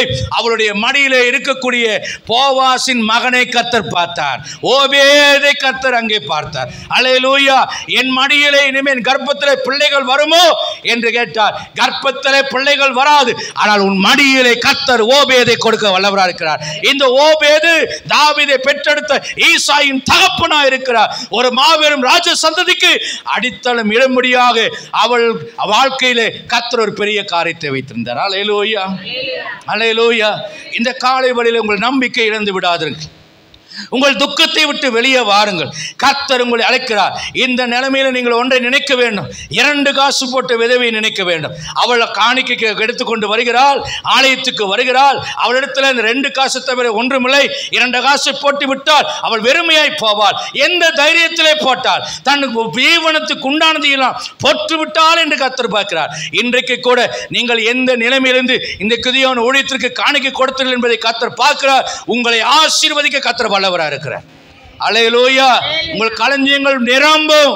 உங்கள் தானியத்தினால் கர்த்தர் உங்களை நிரப்புவார். கர்த்தர் தானியத்தை கட்டளையிடுவார், அது உங்கள் வீட்டில் வந்து நிரம்பும். உங்களை ஒரு காலம் பசியினால் கர்த்தர் வறண்டு விட மாட்டார். ஆண்டவர் தன்னுடைய வாழ்க்கையில சுய பிரதாபத்துக்கு அவர் இடம் கொடுக்கவில்லை. அவர் சிலுவையை சுமந்து கொண்ட போது ஸ்ரீகர் அவளை அபார்த்து அழுத போது, எனக்காக அழாதீங்கள், உங்களுக்காக அழுங்கள் என்று சொன்னார். அல்லேலூயா. இன்னைக்கு சுய பிரதாபத்தை விட்டு நீங்கள் வெளியே வந்தால் நீங்கள் எழும்புவீர்கள். சுய பிரதாபம் உங்கள் வருங்காலத்தை மறக்க செய்கிறது. நாளைக்கு கர்த்தர் செய்யும் செயல்களை அறிய முடியாதபடி உங்களை குருடாய் மாற்றுகிறது. வருங்காலம் என்ற ஒன்றே உங்கள் வாழ்க்கை இல்லாமல் இருக்கிறது. ஆனால் நீங்கள் சுய பிரதாபத்தை விட்டு வெளியே வருவீர்களானால், இந்த துக்கத்தை விட்டு வெளியே வருவீர்களானால், கர்த்தர் உங்களை பிரகாசிக்க வல்லவராக இருக்கிறார். தற்கொலை செய்து கொள்வதெல்லாம் என்ன செய்வார்கள் தெரியுமா? எனக்காக மற்றவர்கள் அழ வேண்டும் என்பதற்காக தற்கொலை செய்வார்கள். என்னை காதலித்தவள் என் காதலை ஏற்றுக்கொள்ளவில்லை, அல்லது என்னை காதலித்தவள் என்னை கைவிட்டு விட்டார், அல்லது நான் காதலித்தவள் என்னை அன்பு கூற மறந்து விட்டார், ஆகவே நான் தற்கொலை செய்து கொள்கிறதுனால அவள் அழுவாள் என்று நினைத்து மூடன் தற்கொலை செய்து கொள்கிறார். பிறர் அழ உங்களுக்காக அழ வேண்டும் என்கிற சுய பிரதாபத்தின் ஆவி உங்களை கொலை செய்து கொள்ள செய்கிற ஆவியாயிருக்கிறது. அல்லேலூயா. நீங்கள் சாவதற்காக படைக்கப்பட்டவர்கள் அல்ல, நீங்கள் பிழைப்பதற்காக படைக்கப்பட்டவர்கள், நித்திய ஜீவனை அடைவதற்காக படைக்கப்பட்டவர்கள், இந்த பூமியை ஆளுவதற்காக படைக்கப்பட்டவர்கள். நீங்கள் தேவனுடைய குமாரனும் குமார்த்தியுமாய் இருக்கும்படியாக நீங்கள் படைக்கப்பட்டவர்களாக இருக்கிறார். ஆகவே அன்புக்குரிய கர்த்தருடைய பிள்ளையே, உன் துயரத்தை விட்டு வெளியே வா, உன் சுய பிரதாபத்தை விட்டு வெளியே வா, உன் வியாதிகளை விட்டு வெளியே வா. உனக்கு கிட்னி ஃபெயிலியர் ஆனால் என்ன, உன் வாழ்க்கையில என்ன வியாதிகள் வந்தால் என்ன, என்ன கடன் பாரங்கள் வந்தால் என்ன, எல்லாவற்றிலிருந்து வெளியே கொண்டு என் ஆண்டவர் இந்த கால வழியில் வல்லவராக இருக்கிறார். இப்படி உயர்த்தினா என்ன அர்த்தம்? அல்லேலூயா சொல்லணும்னு அர்த்தம். ஒரு அல்லேலூயா சொல்லி கர்த்தரை மகிமைப்படுத்துவோமா? கர்த்தருடைய நாமத்துக்கு மகிமை உண்டாவதாக. மூன்றாவதாக, இந்த சோர்வு, இந்த துக்கம் உங்களுக்கு என்னத்தை கொண்டு வரும் என்றால் விரக்தியை கொண்டு வரும். இந்த விரக்தி என்ன செய்யும்? இருப்பதை மறக்க செய்யும், இல்லாததை மட்டும் நினைக்க செய்யும். முன்னேற செல்ல முடியாத முடவனாக உங்களை முடைக்க வைத்துவிடும். 1 சாமுவேல் 1ஆம் அதிகாரம் 8ஆம் வசனம் சொல்கிறது, அங்கே எல்கானான் அன்னாளை பார்த்து கேட்கிறான். வாசிமா. அவள் புருஷனாகிய எல்கானா அவளை பார்த்து, அன்னாளே ஏன் அழுகிறாய்? இப்போ ஆண்டவராக இயேசு கிறிஸ்து உங்களை பார்த்து கேட்கிறார். உங்க அண்ணாளுங்கிற இடத்துல உங்க பேரை போட்டுக்கொள்ளுங்க. வாசிமா. ஏன் அழுகிறாய்? ஏன் அழுகிறாய்? ஏன் சாப்பிடாதிருக்கிறாய்? ஏன் சாப்பிடாதிருக்கிறாய்? சஞ்சலப்படுகிறாய்? ஏன் சஞ்சலப்படுகிறாய்? 3 கேள்வியை உங்களை பார்த்து கர்த்தர் கேட்கிறார். ஏன் அழுகிறாய்? ஏன் சாப்பிடாதிருக்கிறாய்? ஏன் சஞ்சலப்படுகிறாய்? அல்லேலூயா. உனக்கு முன்பாக சாப்பாடு இருக்கிறது. உனக்கு கர்த்தர் சந்தோஷத்தை மகிழ்ச்சியை வைத்திருக்கிறார். ஒரு சாம்பேல் வருங்காலம் இருக்கிறது. ஏன் அழுது கொண்டிருக்கிறாய்? நீ சந்தோஷப்பட வேண்டியவள், களிகூற வேண்டியவள், உன் வருங்காலத்தை பற்றி மகிழ வேண்டியவள். நீதிமொழிகள் 31 சொல்கிறது, அவள் வருங்காலத்தை குறித்து மகிழ்கிறாள் என்று. அல்லேலூயா. நிறைய நேரங்களில் பிசாசு நமக்கு கொடுக்கிற ஒரு பயம் என்ன? நம்முடைய வருங்காலத்தை நினைத்த ஒரு பயம். என் வாழ்க்கை எப்படி இருக்கும்? என் படிப்பு எப்படி இருக்கும்? என் வேலை எப்படி இருக்கும்? என் திருமணம் எப்படி இருக்கும்? என் வாழ்க்கை துணை எப்படி இருக்கும்? என் பிள்ளைகள் எப்படி இருப்பார்கள்? நான் என்னவாக போறேன்? எங்க அம்மா போயிட்டா என்ன பண்ணுவேன்? எங்க அப்பா போயிட்டா என்ன பண்ணுவேன்? எனக்கு இந்த வேலை போயிட்டா நான் என்ன பண்ணுவேன்? கர்த்தர் எங்கேயும் போய்விடவில்லை, அவர் உன்னோடு கூட இருக்கிறார். வசனம் சொல்கிறது, என் தகப்பனும் தாயும் என்னை கைவிட்டாலும் கர்த்தர் என்னை சேர்த்துக் கொள்வார். ஊழியத்தின் பாதியில் நான் சபையை விட்டு வெளியேற வேண்டிய ஒரு கட்டாயம் எனக்கு வந்தது. எங்கள் பாஸ்டர் சொன்னார், உன் தரிசனத்தின்படி ஊழியம் செய்யணும்னா நீ தனியாக போயும், நான் சொல்கிறபடி ஊழியம் செய்யணும்னா தான் இங்கே ஐக்கியம். நான் வெளியே வர வேண்டிய நிர்பந்தம் வந்தது. என் பெற்றோர் கூட சொல்லுவாங்க, சும்மா ஊழியம் செய்யாமல் ஏற்கு தண்டமாக சுற்றுறேன் அப்படின்னு என் பெற்றோர் சொல்லுவாங்க. ஆகவே நான் போனேன். வீட்டுக்கு போனால் ஊழியத்துக்கு லாய்க்கில்லை. சபையை விட்டு வெளியேறி விட்டேன். இந்த ஊருக்கு வந்து விட்டேன். சாப்பாடு இருக்காது, காணிக்கை இருக்காது, சாப்பிட்றதுக்கு ஒன்றும் வழி இல்லை. ஆனால் கௌரவமாக கதவை பூட்டி கொண்டு என் தாயார் மாதம் ஒரு 300 ரூபாய் கொடுப்பார்கள். வீட்டு வாடகை வந்து 250 ரூபாய் வீட்டு வாடகை. 250 ரூபாயும் 20 ரூபா கரண்ட் பில்லும் கட்டிட்டு அந்த மிச்ச காசு வார காணிக்கை ஒரு 30 ரூபா 50 ரூபா இந்த மாதிரி வரும். இங்கே திருச்சியில் ஊழியம் ஆரம்பித்த நாட்களில் அவ்வளோதான் எனக்கு வரும். இதை வைத்துக்கொண்டு என்னுடைய ஆகாரத்தை நான் எப்படி சாப்பிட்ருப்பேன்னு நீங்கள் நினச்சி பாருங்கள். அப்பெண்டிக்ஸ் இருக்கும், அடிக்கடி ரத்த பேதி ஆகும். ஒரு நாளைக்கு 10 தடவை 15 தடவை எப்போ மோஷன் வரும் தெரியாது, வலி தாங்க முடியாது, அடிவயிறு வளரும். 7.5 இன்ச் நீளத்துக்கு என்னுடைய அப்பெண்டிக்ஸ் வளர்ந்துருந்தது, எனக்கு தெரியாது. கடைசியில் வெடிக்கும் ஸ்டேஜில் தான் போகும்போது அப்பெண்டிக்ஸ் என்று டாக்டர் கண்டுபிடித்து அவசரமாக எனக்கு அறுவை சிகிச்சை செய்தார்கள். ஆனால் அந்த நாட்களில் எல்லாம் அந்த முழுதும் பகல் முழுவதும் வீட்டுக்குள்ளேயே அடைந்து கிடப்பேன். வேதத்தை வாசித்து கொண்டு ஜெபித்து கொண்டு உபவாசித்து கொண்டு இருப்பேன். கர்த்தர் எல்லாரும் என்னை கைவிட்டிருந்தாலும் கர்த்தர் என்னை கைவிடவில்லை.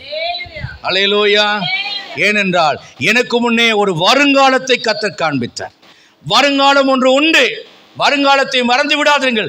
உங்கள் வருங்காலத்தை துளிர்க்க செய்கிற ஆண்டவர் இந்த காலை வழியில் உன்னோடு கூட பேசி கொண்டிருக்கிறார். என்னை உங்களுக்கு முன்பாக சாட்சியாக வைத்திருக்கிறார். இந்த ஊரில் தான் அலைந்தேன், பாத்ரூம் கூட இல்லாமல் இருந்தேன். என் வீட்டில் இன்னைக்கு அத்தனை பாத்ரூம் இருக்கிறது. தங்க இடம் இல்லாமல் இருந்தேன். இன்னைக்கு என் வீடு அவ்வளோ பெரிய வீடாக இருக்கிறது. நான் கட்டணும்னு நினச்சி உண்மையாகவே கட்டலை. இன்னைக்கு என் வீட்டில் 5 பெட்ரூம் இருக்கு. எனக்கு தலை சாய்க்க இந்த திருச்சி பட்டணத்தில் இடம் இல்லை. ஆனால் இன்னைக்கு என் வீட்டில் 6 பெட்ரூம், அதுவும் எல்லாம் 16க்கு 14 அந்த மாதிரி பெரிய பெரிய சைஸ் பெட்ரூம். தேவன் ஒரு நாளும் உன் வருங்காலத்தை இருட்டடிப்பு செய்ய மாட்டார். உன் வருங்காலம் மறைந்து போகாது. நீதிமானுடைய பாதை நடுப்பகல் வரைக்கும் அதிகமாய் பிரகாசிக்கிற சூரியனுடைய பிரகாசத்தை போல அது மேன்மேலும் அதிகமாகவே தவிர அது குறைந்து போவதில்லை. கர்த்தர் உங்களை விசாரிக்கிறவராக இருக்கிறார். அல்லேலூயா. இன்னும் உயர்வாய், இன்னும் ஆசீர்வதிக்கப்படுவாய், இன்னும் பலங்கொள்வாய், இன்னும் திடப்படுவாய். கர்த்தர் உன்னுடைய மகிமையை பெருக செய்வார். மகிமையின் மேல மகிமையை தவிர மகிமைக்கு கீழே தாழ்மை என்று கர்த்தர் வைக்கவில்லை. அல்லேலூயா. இழப்பை தருகிறவர் அல்ல நம்முடைய ஆண்டவர். அவளுடைய வாழ்க்கையில் கூட அவள் ஆகாரை சேர்த்து விட்டாள். ஆனால் அவளுடைய வாழ்க்கையில் ஈசாக்கு என்கிற ஒரு மேன்மையை வைத்திருந்ததை அவள் மறந்து போனாள். ஆனால் அந்த மேன்மையை விட்டு தவறானதை தெரிந்து கொண்டாள். என் அன்புக்குரியவர்களே, சாராளை போல தவறான ஒரு பாதையை நீங்கள் தேர்ந்தெடுத்து விடாதீர்கள். கர்த்தருக்காய் காத்திருக்கிற உங்களை அவர் வெட்கப்பட்டு போக அவர் விடவே மாட்டார். அல்லேலூயா, அல்லேலூயா. முதலாவது சொன்னேன் மனச்சோர்வு, 2வது சொன்னேன் சுயப்படுதாமம், 3வது சொன்னேன் விரக்தி, 4வது சொல்கிறேன் குற்றம் சாட்டுகிற ஆவி. குற்றம் சாட்டும் ஆவி நாம் துக்கப்படும் போது, துயரப்படும் போது, இந்த சோர்வு, விரக்தி, சுயப்பிரதாமெல்லாம் வரும்போது ஆட்டோமேட்டிக்காக இதுவும் கூட பிறந்த சகோதர சகோதரியாக ஒட்டி கொண்டு வரும். என் வாழ்க்கை இப்படி நாசமாக போகிறதுக்கு காரணம் இவ தாங்க, நான் கல்யாணமே பண்ண மாட்டேன்னு எங்கள் அம்மா அப்பா தான் அவளுக்கு டைம் என்ன பிடிச்சி கல்யாணம் பண்ணேன், உனக்கு ஆசிலாமியா கல்யாணம் பண்ணேன், ஆசிலாமியா கல்யாணம் பண்ண. குற்றம் சாட்டுகிற ஆவி. இந்த மாப்பிள்ளையை மட்டும் பார்க்காம இருந்தா நான் எவ்வளோ நல்லா இருந்திருப்பேன், இந்த பொண்ணு மட்டும் பார்க்காம இருந்தா நான் எவ்வளோ நல்லா இருப்பேன், இவனை கட்டுனால தான் நான் நாசமாக போனேன், இவளை கட்டுனால தான் நாசமாக போனேன், இந்த ஊருக்கு வந்தனால தான் நாசமாக போனேன். இந்த குற்றம் சாட்டுகிற ஆவியை விட்டு நீங்கள் வெளியே வர வேண்டும். நல்ல ஒரு அலையா சொல்லலாம். உறவுகளை உடைக்கும் சம்மட்டியாக இந்த குற்றம் சாட்டி ஆவி இருக்கிறது. இது வலிமையான ஒரு ஆயுதமாக இருக்கிறது. இது எப்படிப்பட்ட பாறை போன்ற உறவுகளை கூட தகர்த்து சுக்குநூறாக எரியக்கூடிய ஆற்றல் உள்ளதாக இருக்கிறது. ஆகவே யார் குற்றம் சாட்டுவார்கள்? வாழும் நம்பிக்கை இழந்தவர்கள் 100% குற்றம் சாட்டுகிறவர்களாய் மாறிவிடுகிறார்கள். குற்றம் சாட்டும் மனநிலைக்கு அவர்கள் தள்ளப்படுகிறார்கள். ஆதியாகமம் 3ஆம் அதிகாரம் 9-13 வசனம் சொல்கிறது, எனக்கு இவ்வாறு நடப்பதற்கு இந்த நபர்தான் காரணம் என்று ஆதாம் ஏவாளையும் ஏவாள் சர்ப்பத்தையும் சொன்னாள். நல்ல வேலை. நான் ஒன்று நினைக்கிறேன், ஆண்டவரே, ஒருவேளை நீங்களும் நானும் இருந்தா ரொம்ப ஞானமாக என்ன சொல்லியிருப்போம்னா, ஆண்டவரே நீங்கள் தான் காரணம், ஆண்டவரே நான் தான் சாப்பிடுவேன்னு தெரியுமில்ல, ஏன் ஆண்டவரை அப்படி அங்கே கொண்டாந்து அந்த கனியை வைக்காட்டி, எனக்கு தேவையில்லைன்னு தெரியும், தேவையில்லாது ஏன் கொண்டாந்து அங்கே வைக்கிறேன் அப்படின்னு என்ன செய்வோம்? ஆண்டவரை பார்த்து கேள்வி கேட்டிருப்போம். அல்லேலூயா. சில பிள்ளைங்க கேட்கும் பாருங்க, சக்கரை வியாதி எனக்கு, ஒருவேளை என் பிள்ளைகளுக்கு ஸ்வீட் வேணும்னு சொல்லி எங்கள் புட்டு வாங்கி கொண்டு வந்து வச்சிருச்சுன்னு வச்சுக்கொள்ளுங்களேன். அப்படியே பாத்ரூம் போகிற சாக்கில் ஒரு ரசகுல்லா எடுத்து வாயில் போட்டேன்னு வச்சுக்கொள்ளுங்களேன். என் மனைவி கேட்குறாங்க, மாமா என்ன இப்படி சக்கரை வியாதி வச்சுட்டு 450 வச்சுட்டு ரசகுல்லாவை திங்குறீங்க, இப்படி சாப்பிட்டா என்ன ஆகும், ஏன் மாமா நீங்கள் சுகரை எடுத்து சாப்பிட்றீங்க அப்படின்னு அவங்க கேட்டாங்கன்னா நான் என்ன கேட்குறேன், ஏன் நான் சக்கரை வியாதிக்காரன்னு தெரியுமில்ல, ஏன் ரசகுல்லா வாங்கிட்டு வந்து வைக்கிறீங்க அங்கே? இன்றைக்கி நம்ம கேட்குறோம் தானே இந்த கேள்வியை. நான் இப்படி தான் இருக்கிறேன்னு தெரியும், ஏன் அங்கே வாங்கி வைக்கிறேன்? இல்லை, இருக்கும் ஐயா, உன்னை சுற்றிலும் பிரதிகூலமான சூழ்நிலைகள் இருக்கும், பாவம் செய்கிற சூழ்நிலைகள் இருக்கும். நீ தேவனுக்கு கீழ்ப்படியக்கூடிய உத்தமனா இருக்கிறையாங்கிறத தான் பக்கத்தில் சோதனையை வைத்து கர்த்தர் பார்க்கிறார். அல்லேலூயா. நீங்கள் எப்பேற்பட்ட சோதனையில் இருந்தாலும் யோசேப்பை போல உதற வேண்டுமே தவிர நீங்கள் அதில் விழுந்து விடக்கூடாது. ஒருவேளை ஆதாம், நான் இப்படி யோசித்து பார்த்தேன், ஆண்டவரை பார்த்து சொல்கிறான், ஏய் ஏன்டா அந்த கனியை பறித்து புடிச்சே அப்படின்னு சொல்லிட்டு, ஆண்டவரே எல்லா பாவமும் என்னுடையது ஆண்டவரே, நான் தான் அறியாமல் இந்த கனியை சாப்பிட்டு விட்டேன் என்று ஆதாம் சொல்லியிருந்தால் நிலைமை வேறு விதமாக மாறியிருக்கும். ஏவாளை கூப்பிட்டு கேட்கிறாய், ஏவாளே ஏன் இந்த கனியை புசித்தாய்? ஆண்டவரே நீர் சொல்லியும் நான் கேளாமல் இச்சையினாலே அந்த கனியை சாப்பிட்டு விட்டேன், எனக்கு மன்னித்தரலும், எனக்கு ஏதாவது ஒரு தயவு வரலும், என்னை காப்பாற்றும் என்று சொல்லியிருந்தால் ஒருவேளை தேவனுடைய முடிவு வேறு விதமாக இருக்கும். நடந்தது என்ன? ஏன் துரத்தி விடப்பட்டார்கள்? அவர்கள் தங்களுடைய கீழ்ப்படியாமையை உணர மறுத்தார்கள், தங்களுடைய பாவத்தை ஒத்துக்கொள்ள மறுத்தார்கள். மாறாக பிசாசானவனுடைய சுபாவத்தின்படி குற்றம் சாட்டும் ஆவியை உடையவர்களாய் மாறினார்கள். என்றைக்குமே ஒன்று பாருங்க, ஆண்டவரே என்னை மன்னித்தரலும் என்று தாவீதை போல விழுந்து விட்டால் எப்பேற்பட்ட பாவத்தையும் மன்னித்து விடுவார். ஆனால் சவுலை போல ஸ்டிஃப்னஸாக நின்னீங்கன்னா உங்கள் பாவம் மன்னிக்கப்படாது. அல்லேலூயா. தேவ சமூகத்தில் நமக்கு ஒரு ஒத்துக்கொள்ளக்கூடிய மனநிலை வேண்டும். என்னுடைய குறைகளுக்கும் நான் செய்கிற பாவங்களுக்கும் பிறரை காரணங்கள் காட்டுகிற வரைக்கும் நான் ரட்சிக்கப்படுவது என்பது கடினம். இன்றைக்கு எத்தனை பேர் பெற்றோரை குறை சொல்கிறார்கள்? நீ பார்த்து வச்ச மாப்பிள்ளை தானே, நீ பார்த்து வச்ச கல்யாணம் தானே, உன்னாலதான் என் வாழ்க்கை இப்படி நாசமாச்சு. இது சொல்ற வரைக்கும் உன் வாழ்க்கையில் விடுதலை கிடைக்காது. இது சொல்ற வரைக்கும் விடுதலை கிடைக்காது. ஆண்டவரே, நான் எப்போதும் இதை தான் நான் சொல்வேன், ஆண்டவரே நீர் தந்த ஊழியத்திற்காக நன்றி, நீர் தந்த மனைவிக்காக நன்றி, நீர் தந்த பெற்றோருக்காக நன்றி, நீர் தந்த எனக்கு தந்த எல்லாமே பூரணமாய் தந்தீர். நான் உண்மை குறை சொல்ல மாட்டேன் ஆண்டவரே, எல்லாத்துக்கும் நான் நன்றி சொல்லுகிறேன் என்று சொல்லி கர்த்தருக்கு நான் தினந்தோறும் நன்றி சொல்ல நான் கற்றுக்கொண்டேன். இந்த திருச்சி பிடிக்கவில்லை, இந்த மக்கள் பிடிக்கவில்லை என்று நான் குறை சொல்லுகிற வரைக்கும் எனக்கு விடுதலையும் ஊழியத்திலும் முன்னேற்றம் இல்லை. என் மனைவி அதை உணர்த்தி காண்பித்தார்கள். மாமா கர்த்தர் திருச்சிபுரத்துக்கு ஊழியத்துக்கு அழைக்கிறார் என்று சொல்லிவிட்டு நீங்கள் இப்படி சொல்வது நல்லதல்ல, அது தேவனை குறை சொல்கிறீர்கள் என்று சொன்னாங்க. நான் அதை உணர்ந்தேன். ஆவியானவர் உணர்த்தினார். உணர்ந்த பொழுது நான் தேவ சமூகத்தில் தாழ்த்தினேன். ஆண்டவரே, என் மேட்டுமையை மன்னியும், என் குற்றம் சாட்டும் ஆவியை மன்னியும், என் முறுமுறுப்புகளை மன்னியும். நீ தந்த ஊழியத்தை, நீ தந்த இந்த பட்டணத்தை நேசிக்கும் உள்ளத்தை தாரும் என்று கர்த்தருடைய சமூகத்தில் நான் தாழ்த்தின பொழுது இந்த பட்டணத்தில் இந்த மே மாதம் கூட உங்ககிட்ட சொன்னேன், ஓல்காமா சாட்சி, கொளுத்தும் வெயில் அடிக்கும், வெப்பாலைகள் வீசுன்னு சொல்றாங்க. வடநாட்டில் வீசிட்டு தான் இருக்குது. ஆனால் தமிழ்நாட்டில் இந்த மே மாதத்தை மழைக்காலமாக மாற்றுக்கிறார். தென்மேற்கு பருவமழைக்கும் திருச்சிக்கும் கொஞ்சம் கூட ஐக்கியமே கிடையாது. எப்படி சாத்தானுக்கும் தேவனுக்கும் ஐக்கியம் இல்லையோ, இந்த தென்மேற்கும் பருவமழைக்கும் திருச்சிக்கும். தென்மேற்கு பருவமழை திருச்சியை பார்த்தாலே புறமுதுகு காட்டு போங்களா அப்படின்னு கிராக்கி பண்ணிட்டு ஓடிடும். ஆனால் நான் படித்தேன், 124 ஆண்டு காலத்தில் 7வது முறையாக இந்த வருஷம் மழை பெய்திருக்கிறது என்று நான் பேப்பரில் படித்தேன். அல்லேலூயா. நான் சொல்லிட்டு தான் ஜெபம் பண்ணேன். வெள்ளிக்கிழமை ஜெபத்துலையும் ஜெபம் பண்ணேன். ஏன்னா என் வீட்டில் ஏசி டபார்னு போயிடுச்சு, ரிப்பேர் ஆகி போச்சு. என் மனைவியா, ஐயோ எரியுதுன்னு நரகத்தில் கிடக்கிற ஐஸ்வர்யம் மாதிரி எப்போ பார்த்தாலும் என்னை பார்த்து எரியுதுன்னே சொல்லுவாங்க.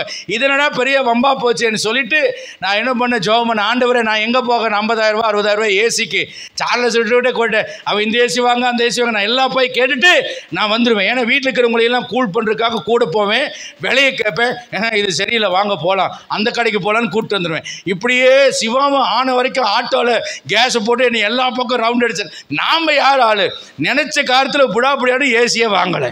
ஆனால் கர்த்தர் வானத்தையே ஏசியாக மாற்றி கொடுத்தார். அல்லேலூயா. நல்லவர் அல்லேலூயா சொல்லுங்களேன். கர்த்தர் நல்லவர். அவர் ஒரு நாள் நமக்கு தீமை செய்ய மாட்டார். குறை சொல்லாதிருங்கள், குற்றம் சாட்டாதிருங்கள். நீங்கள் யாரையும் குற்றம் சாட்டாமல் மோசேயை போல, ஆண்டவரே அவர்களை மன்னிக்காவிட்டால் அந்த பாவத்தை என் மேலே போடுங்க, என்னுடைய பேரை கிறுக்கி போடுங்கன்னு கேளுங்க. அல்லது தாவீதை போல என்ன சொன்னால், ஆண்டவருக்கு அது பிடிக்கல, ஜனங்கள் கொள்ளை நோயினால் சாகிறார்கள்.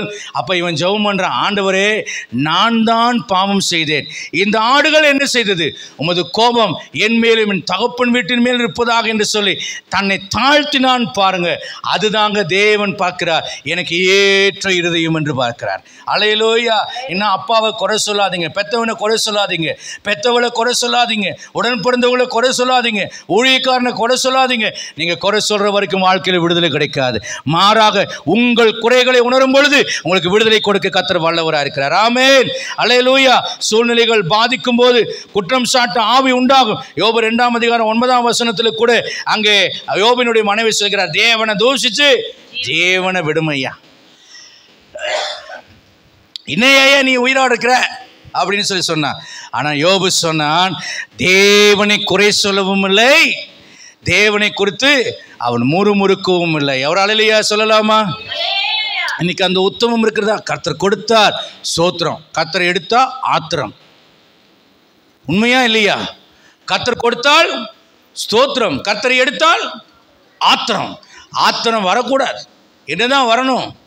ஸ்தோத்திரம் வரணும். ஒரு அல்லேலூயா சொல்லலாமா? உற்சாகமா ஒரு அல்லேலூயா சொல்லலாமா? கர்த்தருடைய பரிசுத்தமான நாமத்துக்கு மகிமை உண்டாவதாக. நேற்றுக்கு கன்வென்ஷன் கூட்டத்துக்கு போயிருந்தேன், இரக்கத்தின் பேரில் சபை கன்வென்ஷன். அந்த பாஸ்டர் ஒரு நல்ல உதாரணம் ஒன்று சொன்னார், ரொம்ப சந்தோஷமாக இருந்துச்சு. என்ன சொன்னாராம், குற்றம் சாட்டுறது பாருங்கள், தேவன் கொடுக்குற பதிலடியும் பாருங்கள். அந்த பாஸ்டர் எப்போ பார்த்தாலும் டெய்லியும் இரவு ஜெபம் பண்ணுவாராம். ஒரு 25 பேர் பக்கம் சபையில் வந்து ஜெபம் பண்ணுவாங்க. இவர் என்ன பண்ணுவார், ட்ரம் ஒன்று வச்சுக்கிட்டு டொம் டொம் டொம்னு அடிச்சுக்கிட்டு பாட்டு பாடிட்டு ஜெபம் பண்ணிட்டு தரார். மக்கள் வந்து தூங்கிடக்கூடாது, நல்ல விழிப்பாக ஜெபம் பண்ணும், ட்ரம்மும் வேறு அடிச்சுட்டு பாட்டு பாடிட்டே இருப்பார்.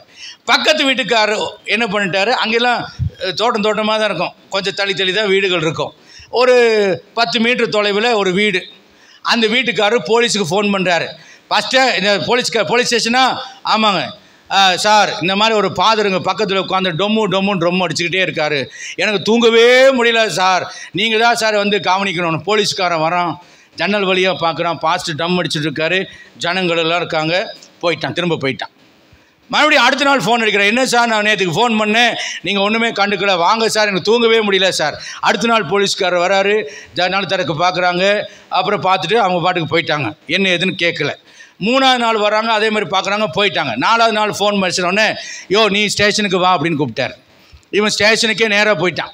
போனேன்னு, சார் என்ன சார் 3 நாளாக ஃபோன் அடிக்கிற, தூக்கவே முடியல சார், நீங்கள் தான் என்னை காப்பாற்றணும் சார். நான் வாயா அப்படின்னு கூப்பிட்டுட்டார். வண்டியில் ஏறி உட்காந்துட்டார். உட்காந்தோன்னா நேராக அந்த சர்ச்சுக்கு கூட்டிகிட்டு போனார். சர்ச்சு திறந்து அந்த முன்னால் அந்த ஜன்னலை வழியாக பார்த்தா, அப்படியே இப்போ இங்கே நின்று ஜன்னலை பார்த்தா இந்த காங்கிரிகேஷனு பாஸ்டர் எல்லாமே தெரிவாங்க. அந்த மாதிரி அந்த ஜன்னல் வழியாக உள்ளே இது இப்போ ஒரு காரியத்தை பாருன்னு சொல்லிட்டு எட்டி பார்க்க சொன்னார். அவர் உள்ளே எட்டி பார்த்தார். எட்டி பார்த்துட்டு இப்படி போலீஸ்கார் என்ன தான் சொல்ல வர்றாருன்ட்டு போலீஸ்கார் மூஞ்சி போட்டார். போலீஸ்கார் விட்டார் ஒரு அறை அவனுக்கு. இவன் ஏன் சார் என்னை அடிக்கிறீங்கன்னு கேட்டான். ஏண்டா, இவர் பாஸ்டருக்கும் இந்த விசுவாசிகளுக்கு எவ்வளோ தூரம் இருக்கும்? ஒரு 2 மீட்டர் தூரம், ஒரு 6 அடி தூரம். அவர் டொங்கு டொங்கு டொங்குன்னு கொட்டடிச்சுட்டு இவ்வளோ சத்தமாக இருக்காரு. இந்த 25 பேரும் நல்லா தூங்குறான்.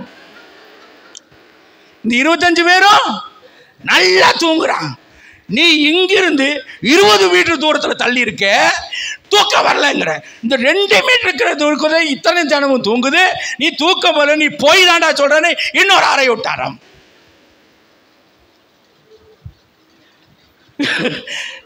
ரெண்டு விதத்தில் சபையார் எவ்வளோ மோசமானவங்களும் தெரியுது. அதே மாதிரி குற்றம் சாட்டவனுக்கு சபையாருக்கு பலவீனமாக இருந்தாலும் அந்த பலவீனத்திலே குற்றம் சாட்டுகிற வாயும் ஆண்டு அடைச்சி விட்டார். நான் ரொம்ப வியந்து போனேன். உண்மையாக ஆச்சரியம் தான். இத்தனை சத்தத்திலையும் விசுவாசிகள் தூங்குகிறாங்க அப்படிங்கிறது ரொம்ப ஆச்சரியமான ஒரு விஷயம். எதுக்கு சொல்ல வரேன்னா, அந்த குற்றம் சாட்டுகிற ஆவியை கர்த்தர் விட்டு கொடுக்காமல், நம்மை ஒப்பு கொடுக்காமல் நம்மை காப்பாற்றுகிறவராக இருக்கிறார். வெளிப்படுத்த 12:10 சொல்கிறோம், இரவும் பகலும் அவன் குற்றம் சாட்டுகிறவனாக இருக்கிறான் என்று. 5வது காரியத்தை சொல்கிறேன், குற்ற மனசாட்சி வரும். நீங்கள் துக்கப்பட்டு சோர்ந்து போய் விரக்தியாக இருந்து சுய பிரதாபத்திலிருந்து பிறரை குற்றம் சாட்டுகிறது மாத்திரமல்ல, நீங்களே குற்ற மனசாட்சி உடையவர்களாக நீங்கள் மாறிவிடுங்கள். மத்திய 27ஆம் அதிகாரம் 1, 2, 3, 4 வசனங்களை நாம் வாசிக்கிறோம். அந்த வசனங்களை வாசிக்கலாம். ம் ம்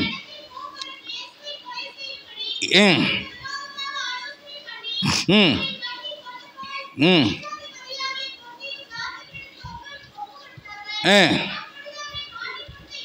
அப்பொழுது அவரை காட்டிக் கொடுத்த யூதாஸ் அவர் மரணாக்கினிக்குள்ளாக தீர்க்கப்பட்டதை கண்டு மனஸ்தாபப்பட்டு 30 வெள்ளிக்காசை பிரதான ஆசாரியத்துக்கு முப்பொழுதும் திரும்ப கொண்டு வந்து, குற்றமில்லாத இரத்தத்தை நான் காட்டிக் கொடுத்ததினால் நான் பாவம் செய்தேன் என்றான். அல்லேலூயா. இப்போ இந்த இடத்துல பாவத்தை உணர்கிறான், இது நல்லது. மனஸ்தாபப்படுகிறான், இது நல்லது. தான் வாங்கின அந்த கூலியை திரும்ப கொடுத்து விடுகிறான், இது நல்லது. சகையை செய்தான், அதையே இவனும் செய்தான், இது நல்லது. ஆனால் இன்னொன்றை செய்தான், அது நல்லதல்ல. ஏனென்றால் அவர்கள் சொன்னார்கள், அது உன் பாடு, எங்களுக்கு என்ன என்றால். இப்போ என் பாடு. அப்பொழுது அவன் அந்த வெள்ளிக்காசை தேவாலயத்திலே எறிந்து விட்டு புறப்பட்டு போய் 4 கொண்டு செத்தான். ஏனென்றால் குற்றமில்லாத இரத்தத்தை நான் காட்டி கொடுத்தேனே என்கின்ற குற்ற மனசாட்சியினாலே அவன் மரித்து போனான். இந்த குற்ற மனசாட்சியிலிருந்து எனக்கு விடுதலை உண்டா என்றால், ஐயோ என் மனைவியை அடித்தேனே, உதைத்தேனே, துன்புறுத்தினேனே, கேவலமாய் பேசினேனே, அவளுக்கு துரோகம் செய்தேனே, அவள் சாக வேண்டும் என்று நினைத்தேனே, ஆனால் இன்றைக்கு அவள் என்னை இப்படி நேசிக்கிறாளே, ஐயோ நான் ஏன் இவளுக்கு இப்படி துரோகம் செய்தேன்னு சொல்லிட்டு தற்கொலை செய்து கொள்வதல்ல. அதற்காக வருத்தப்பட்டு மனம் திரும்பி அந்த துக்கப்படுத்தின மனைவியை நீங்கள் நேசிப்பீர்கள், ஆனால் அது ஒரு வறுமையான மறுவாழ்வு.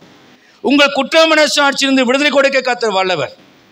அகஸ்டின் ஜெபக்குமார் அவர்கள் பல ஆண்டுகளுக்கு முன்பதாக கோவையில் நாங்கள் வைத்திருந்த ஒரு மீட்டிங்கில் பிரசங்கிக்கும் போது அவர் சொன்னார், அவரை தெரிந்த ஒரு பெண் அவரை கூட்டத்தில் முடித்த உடனே கல்யாணம் அவர் தான் பண்ணி வைத்தாராம். எப்படிம்மா நல்லா இருக்கியான்னு கேட்டேன். நான் நல்லா இல்லைண்ணே அப்படின்னு கேட்டு சொல்லிச்சேன்.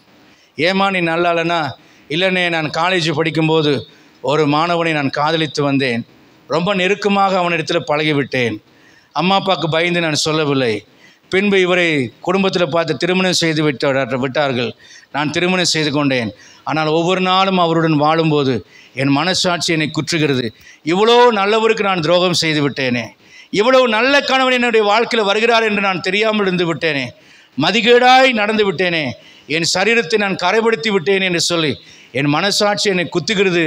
ஆகவே அண்ணா, நான் என்ன செய்வது என்று எனக்கு தெரியவில்லை. ஒவ்வொரு நாளும் நான் நிம்மதி இல்லாமல் வாழ்கிறேன். அவர் அன்பாக பார்த்து கொள்கிறார், அதுதான் என்னை கொள்கிறது. என்னை மிகவும் நலம் விசாரிக்கிறார், அதுதான் என் ஆத்மாவை ரொம்ப வேதனைப்படுத்துகிறது. என்னை உயிராய் கருதுகிறார், அதுதான் என்னை தினம் தினம் கொள்ளுகிறது என்று அவள் சொன்னாலாம். அப்பொழுதுதான் அவர் சொன்னாராம், நித்திய ஆவியினாலே தம்மை தாமை பழுதற்ற பலியாய், எபிரேயர் 9:14 இருக்கிற வசனத்தை சொல்லி, தம்மை தாமை பழுதற்ற பலியாய் ஒப்பு கொடுத்த இயேசு கிறிஸ்துவினுடைய ரத்தம் ஜீவனுள்ள தேவனுக்கு ஊழியம் செய்வதற்கு செத்த கிரியைகள் அற உங்கள் மனசாட்சியை சுத்திகரிப்பது எவ்வளவு நிச்சயம். அன்பான தேவனுடைய பிள்ளையே, குற்றமுள்ள மனசாட்சியினாலே யூதாஸ் நான்று கொண்டு செத்தான். அவன் அந்த ரட்சிப்பை பயன்படுத்திக் கொள்ள தவறினான். ஏனென்றால் ஏன் அவனுக்கு அந்த ஆப்ஷன்ஸ், மனம் திரும்ப ஆப்ஷன்ஸ் கிடைக்கல? அவர் சிலுவையை குறித்து பேசுகிற இடத்திலெல்லாம் யூதாஸ் அந்த பிரசங்கத்தை கவனிக்க தவறினான்.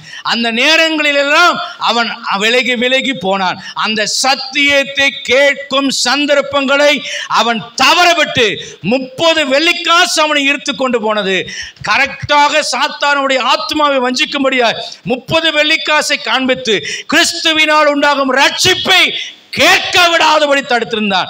ஒருவேளை அவர் சிலுவையில் அறையப்படுவதும் ரத்தம் சிந்தப்படுவதும் அதனால் உண்டாகும் பாவ மன்னிப்பும் ரட்சிப்பும் உண்டாகும் என்பதை அவன் அறிந்திருப்பானால், பேதுருவை விட அதிகமாக மனஸ்தாபப்பட்ட அவன் ஒரு நாளும் நான்கு கொண்டு செத்து போயிருக்க மாட்டான்.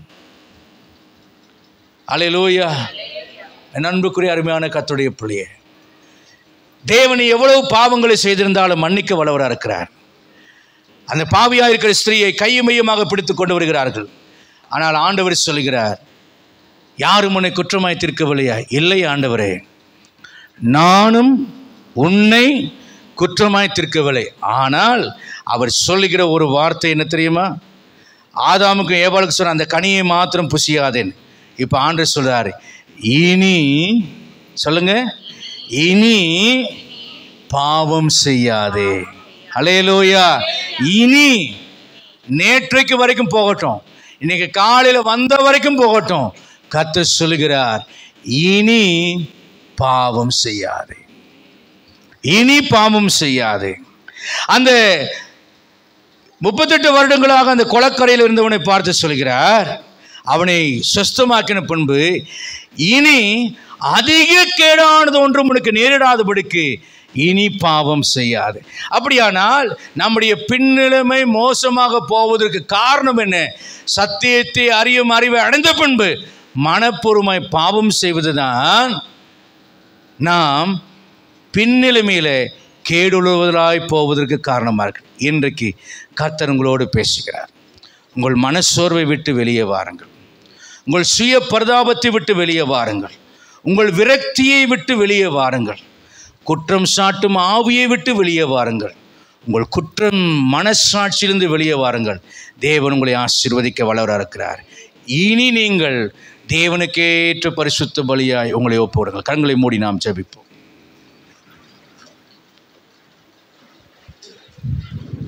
என் அன்புக்குரிய அருமையான பிள்ளைகளே, தேவ சமூகத்தில் நம்மை தாழ்த்துவோம்.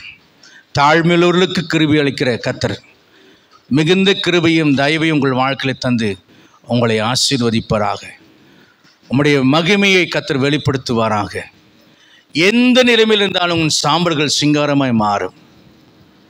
கர்த்தர் உன்னை நகைக்க பண்ணுவார், உன்னை கலிகூற பண்ணுவார், உன் துயரங்களை எல்லாம் கர்த்தர் மாற்றுவார். எவைகளை கொண்டு கர்த்தர் உன் துயரங்களை மாற்றுவார் என்று அடுத்த வாரம் சொல்லுகிறேன். இன்றைக்கு உன் துயரங்கள் மனசோர்வை கொடுத்திருக்கிறதா? உன் துயரங்கள் சுய பரிதாபத்தை உன்னிடத்திலே கொடுத்திருக்கிறதா? உன் துயரங்கள் விரக்தி அடைந்து மரத்து போன நிலைமைக்கு உன்னை கொண்டு சென்று விட்டதா? உன் துயரங்களினாலே பிறரை குற்றம் சாட்டும் நிலைமைக்கு உங்கள் ஆத்மா நொறுங்கி கிடக்கிறதா? உங்கள் துயரங்கள், துக்கங்கள், உடைந்து போன உங்களுடைய உள்ளங்கள் குற்றம் மனசாட்சியோடு கூட காணப்படுகிறதா? தேவன் விடுதலை தர வல்லவராக இருக்கிறார். கடந்த காலங்கள் நடந்தது, போனது போகட்டும், பழையவைகள் ஒளிந்தன, எல்லாம் புதிதாயின என்று கர்த்தர் உங்களை ஆசீர்வதிக்க வல்லவர். ஒப்புக்கொடுங்க. கர்த்தர் உங்களை ஆசீர்வதிப்பாராக.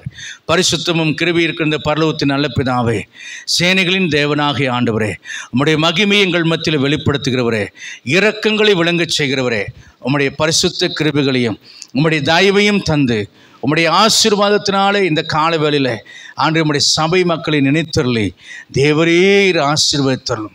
துயரத்தோடு வந்தவர்கள், ஆண்டவரே துக்கத்தோடு வந்தவர்கள், பாரத்தோடு வந்தவர்கள், வேதனையோடு வந்தவர்கள், நீண்ட நாட்கள் தீர்க்க முடியாத பிரச்சனைகளை காணப்படுகிறவர்கள், கடன் பாரத்தினால் தவிர்க்கிறவர்கள், மரண வேதனையில் உள்ளவர்கள், பணப்பிரச்சனையில் உள்ளவர்கள் எல்லாரையும் கண்ணுக்கு பாருங்கள். ஆண்டவரே, இந்த உலகம் அவர்களுக்கு உபத்திரவங்களை கொடுக்கிறதா இருக்கிறது.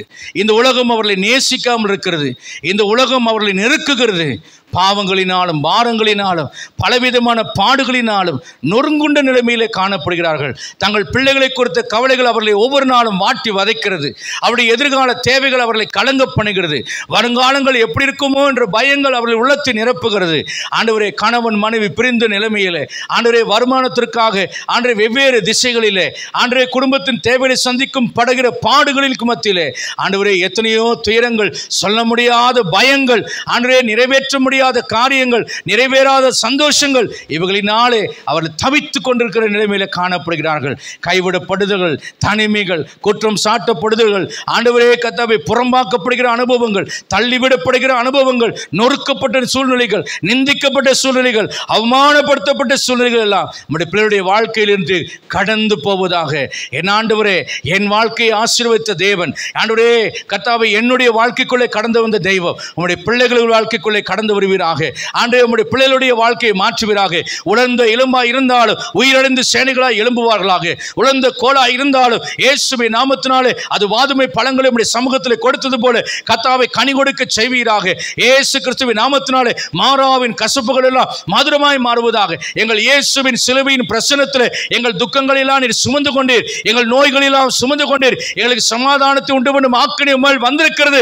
ஆண்டவரே, உம்முடைய சிலுவையை நோக்கி பார்க்கிற நாங்கள் பிழைக்கிறோம். ஆண்டவரே, இயேசு விடுதலையாக்கினார், குமாரன் விடுதலையாக்கினார், மெய்யாக விடுதலையாகவில்லை என்று சத்தியத்தின்படியாக இந்த காலை வேளையிலே இதை கேட்கிற யாவரும், பார்க்கிற யாவரும் ஆசீர்வதிக்கப்படும்படியாக நம்முடைய சமூகத்தில் மன்றாடுகிறேன். சீக்கிரத்தில் இவருடைய இல்லை வெளிச்சமாய் மாற்றுவீராக. இவருடைய சாம்பலுக்கு பதிலாக சிங்காரத்தை தருவீராக. இவருடைய ரட்டை கலைந்து போட்டு மகிழ்ச்சி என்னும் கட்டினால் இடை கட்டுவீராக. இவருடைய புலம்பல்களை எல்லாம் ஆனந்த களிப்பாக மாறப்பட நாங்கள் ஜெபிக்கிறோம். கிருபைக்கு ஒப்பு கொடுக்கிறோம். கர்த்தர் பெரிய காரியங்களை செய்து நம்முடைய மகிமையை வெளிப்படுத்த ஜெபிக்கிறோம். ரட்சகரும் கர்த்தருமாகிய இயேசு கிறிஸ்துவின் நாமத்தினாலே மனத்தாழ்மையோடு ஜெபிக்கிறோம். ஜீவனும் அன்புங்கள் நல்ல பிதாவே. என் ஆத்துமாவே கர்த்தரை ஸ்தோத்திரி, முழுமே பரிசுத்த நாமத்தை ஸ்தோத்திரி. என் ஆத்துமாவே கர்த்தரை ஸ்தோத்திரி. ஆமென். நம்முடைய கர்த்தராகிய இயேசு கிறிஸ்துவின் கிருபையும் பிதாவாகிய தேவனுடைய அன்பும் பரிசுத்த ஆவியானுடைய அன்யோன்யைக்கும் ஆசீர்வாதம் சந்தோஷமா நம் அனைவரோடும் உலகெங்கிற சகல பரிசுத்தவான்களோடும் என்றும் என்றும் கர்த்தர் திரும்ப வரும் இருப்பதாக. அல்லேலூயா, அல்லேலூயா. God bless you all. கர்த்தர் உங்களை ஆசீர்வதிப்பாராக. ஆமென்.